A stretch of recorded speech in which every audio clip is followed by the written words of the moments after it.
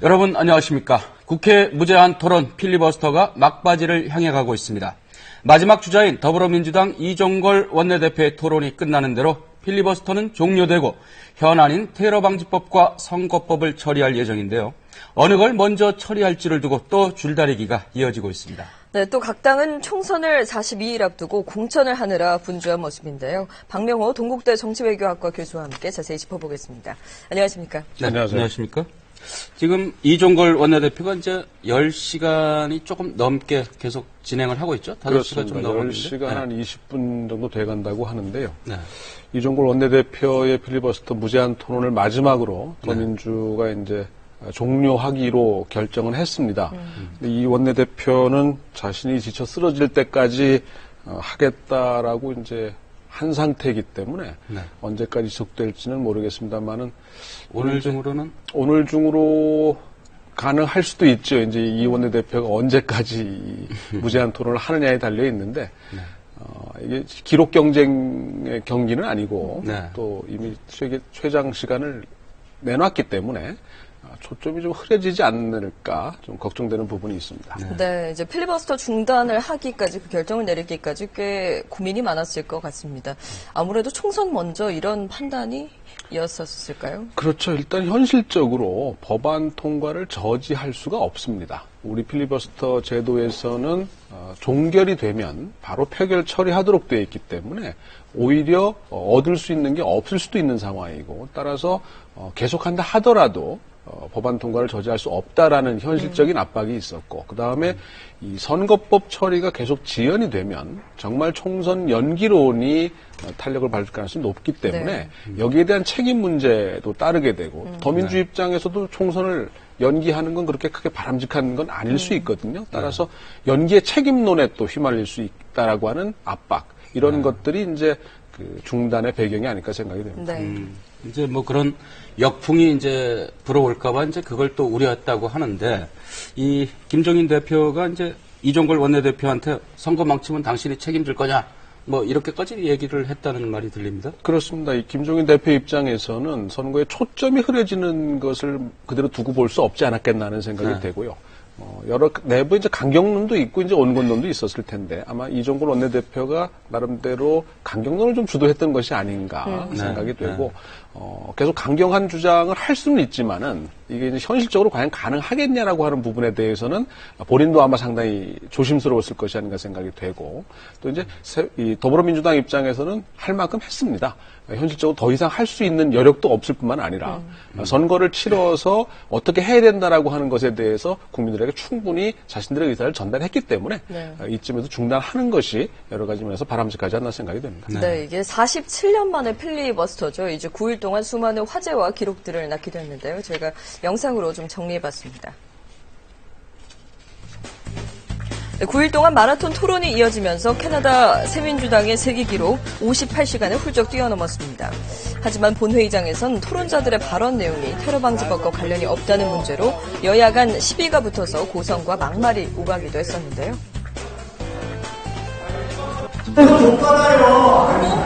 사과하십시오.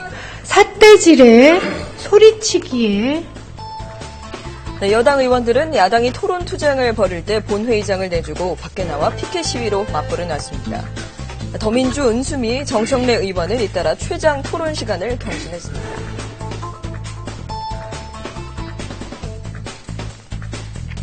국정원이 언제라도 정치에 개입할 수 있는 극악한 헌법 유린의 선례를 남기게 되는 것입니다. 네, 새누리당은 야당이 선거를 의식해 본회의장을 기록 깨기 경주장으로 전락시키고 있다며 비난했습니다. 국가도 국민도 안보도 없는 무책임하고 이기적인 정치쇼만 벌이고 있습니다. 네, 더민주 공천에서 배제된 강기정 의원은 눈물과 노래의 필리버스터로 인터넷 검색어 상위 순위에 올랐고요. 앞서서 나가니 산자여 따르라.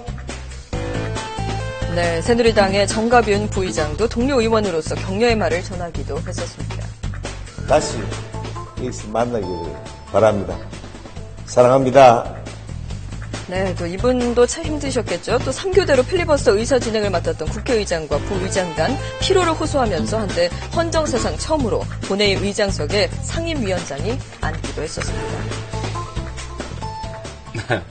이제 이렇게 수많은 화제, 기록을 남긴 이 필리버스터인데 이걸 한번 뭐 여야의 입장에서 한번 유불리를 좀 따져볼 수도 있을까요? 뭐 그렇습니다. 공천에 어떤 영향, 아니죠. 이번 총선에 어떤 영향을 줄지도 좀 전체적으로 궁금한데요. 보면 정치의 실패를 여야 모두 보여준 셈이 됐고요. 여당 입장에서 보면 테러방지법 원안 통과에 그 과실을 얻었습니다. 다만 반대로 보면 책임 있는 집권 여당으로서 전국을 원만하게 끌고 가야 된다라고 하는 책임감에서는 조금 못 미치지 않았나 생각이 되고요. 야권 입장에서는 일단 지지층을 동원해내고 또 테러방지법이 일부 가질 수도 있는 독소 조항 등에 대해서 국민적 알림을 얻었다는 데 대해서는 효과를 봤습니다만은 일부 의원들이 이제 선거운동화되는 부분, 물론 총선을 앞두고 있기 때문에 따라서 또 이게 기록 경쟁의 경기가 아니었거든요. 네. 따라서 과연 진정성이 어디까지냐라고 하는 부분에서는 일부 의심을 받을 만한 사례도 없지 않아 있었기 때문에 이런 부분은 좀 부담이 아니었을까 생각이 됩니다. 네. 그러면 이제 이런 필리버스터가 이제 뭐 아까 말씀하신 대로 이제 오늘 안에 끝날지 이제 오늘 또 넘길지는 아직 뭐 불투명한 상황이지만 어쨌든 끝나게 되면은 이제 법안 처리를 해야 되는데 이 지금 테러방지법 그다음에 선거구 획정안 이걸 뭐 어느 것을 두고 먼저 처리해야 될지 이거 갖고 또 밀고 당기기를 한단 말이에요. 왜 그러는 겁니까? 이게? 감정 싸움 아닌가 생각이 됩니다. 더민주 입장에서는 수정안을 제출을 하고 또 이제 이 테러방지법이 마지막에 처리될 때의 어떤 정책 행동 등을 통해서 보여주고 싶은 것이 있고요. 네.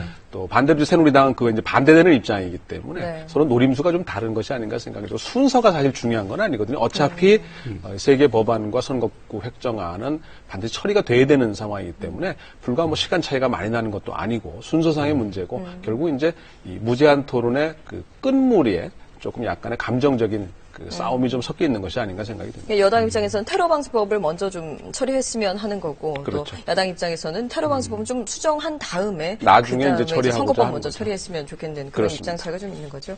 어제 박근혜 대통령이 3.1절 기념사에서 또 한 번 국회를 강하게 비판했습니다. 의뢰 기념사에서는 일본에 대한 이야기가 나오기 마련인데요. 일본보다는 뭐 국회에 대한 아니 북한에 대한 이야기가 많았습니다.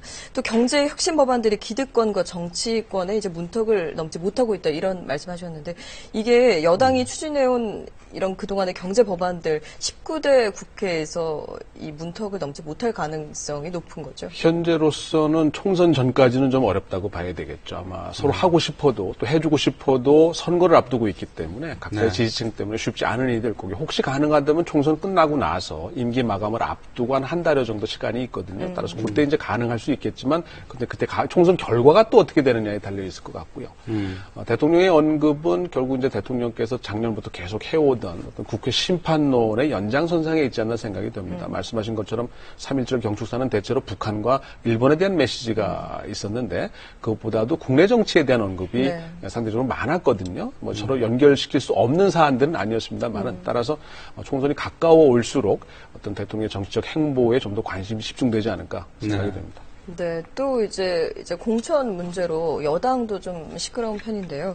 이 새누리당에서 이제 살생부 논란이 있었는데 이제 김무성 대표의 사과로 일단락이 됐긴 했습니다. 근데 이제 비례대표 후보를 또 이제 어떻게 결정하는 주체를 두고서 또 갈등이 있죠. 그렇습니다. 그거는 이제 모든 정치제도가 마찬가지지만 어떻게 하느냐에 따라서 정치적 유불리 문제가 생기게 됩니다. 한쪽에서는 현재 이제 구도대로 그대로 가게 되면 어느 한쪽에 유리한 비례대표 공천이 가능하지 않겠느냐라는 생각인 것이고 반대쪽에서 보면 지금 이 구도대로는 좀 불리한 입장이니까 새로운 판을 짜는 게 더 낫지 않겠느냐라는 정책 판단을 한 것이라고 생각이 되고요. 공천 문제에 관한은 뭐 여도 야도 불협화음이 앞으로 계속 나올 수밖에 없고 점점 이제 임계점을 향해서 치닫고 있는 상황입니다. 따라서 어떤 형태의 갈등이 표출되느냐만 남아있지 네. 갈등 자체를 회피하기는 좀 어렵지 않을까 예상이 됩니다. 네. 이제 이번 총선을 이제 앞두고서 야권이 이제 분열이 되지 않았습니까? 막 탈당하고 다시 또 창당하고 뭐 그래서 이제 국민의당도 창당되고 했는데 이번에 이제 김종인 더불어민주당 대표가 야권 통합 얘기를 다시 꺼냈습니다. 네. 여러 가지가 복합적으로 고려된 묘수가 아닌가 생각이 듭니다. 받으면 좋고 안 받아도 좋은 상황이 아닌가 싶습니다. 상대가 있는데 상대는 받기도 못하고 안 받기도 못한 거거든요. 현실적으로는 받아야 되는데 명분상으로 받기 어려운 상황이 되고 제안하는 입장에서 보면 받으면 받은 대로, 받으면 받지 않으면 받지 않은 대로 명분과 실리를 택할 수 있는 여러 가지 정치적 함의가 들어가지 않나 생각이 되고요. 특히 공천과 관련해서 내부 불협화음도 좀 억제하고 또 야권의 대표로서의 더불어민주당의 위상을 강화하는 정책 효과까지 노리고 또 당내에 대한 장악력도 김종인 대표의 장악력도 네. 좀 더 높일 수 있는 여러 가지 함의가 들어가 있는 정책 묘수라고 생각이 됩니다. 네, 이제 총선이 42일 남았습니다. 선거구 획정이 이제 되기 시작하면 물론 더 임박해서 획정된 적도 있긴 합니다만 제대로 잘 차질 없이 이루어질 수 있을까요? 그렇습니다. 중앙선관위가 모든 가능성에 대비해서 준비를 해왔기 때문에 특별한 문제가 있을 거라고 생각은 하지 않습니다. 만반의 준비를 해온 상황이고 따라서 총선 차질 없이 진행이 될 거라고 생각이 되고요. 이미 재외선거인 명부는 작성이 들어갔기 때문에 곧 이제 선거구별로 이제 또 선거인 명부 확정이 되고 총선은 예정대로 차질 없이 진행될 거라고 예상이 됩니다. 네. 네. 오늘 말씀 고맙습니다. 네, 고맙습니다.